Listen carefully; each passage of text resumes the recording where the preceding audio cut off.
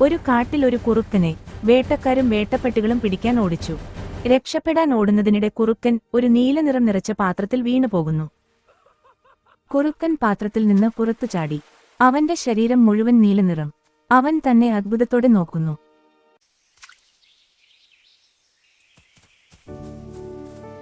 കുറുക്കൻ കാട്ടിലേക്ക് പോകുന്നു. കാട്ടിലെ മൃഗങ്ങൾ നീല കുറുക്കനെ കണ്ടു ഭയപ്പെട്ടു. കുറുക്കൻ അപ്പോൾ പറഞ്ഞു, ഞാൻ ദൈവത്തിന്റെ ദൂതനാണ്. എന്നെ ദൈവം ഇങ്ങോട്ടേക്ക് അയച്ചത് ഈ കാട്ടിലെ രാജാവാകാനാണ്. മൃഗങ്ങൾ അത് വിശ്വസിച്ചു. കുറുക്കനെ ആ കാടിന്റെ രാജാവാക്കി.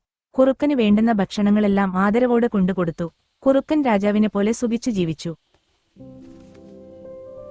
ഒരു രാത്രി ദൂരത്തുനിന്ന് മറ്റ് കുറുക്കന്മാർ കൂവുന്ന ശബ്ദം കേട്ട് നീലക്കുറുക്കൻ അബദ്ധത്തിൽ കൂവി.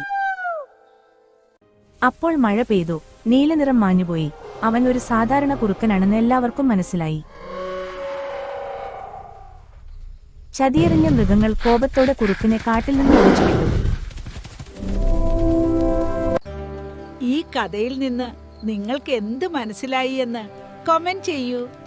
എന്റെ കുഞ്ഞുങ്ങളെ, ഈ കഥ നിങ്ങളുടെയൊക്കെ ഹൃദയത്തെ ഒന്ന് തൊട്ടിട്ടുണ്ടെങ്കിൽ അമ്മൂമ്മയെ സന്തോഷിപ്പിക്കാൻ ഒരു ചെറിയ ലൈക്ക് കൊടുത്താൽ മതി കേട്ടോ. നല്ല കഥകൾ ഇഷ്ടപ്പെടുന്ന നിങ്ങളുടെ കൂട്ടുകാർക്കും ഇത് ഷെയർ ചെയ്ത് കൊടുക്കണേ. നല്ല നല്ല പ്രചോദന കഥകൾ കേൾക്കാൻ ഈ ചാനൽ സബ്സ്ക്രൈബ് ചെയ്യാൻ മറക്കല്ലേ കുട്ടികളെ.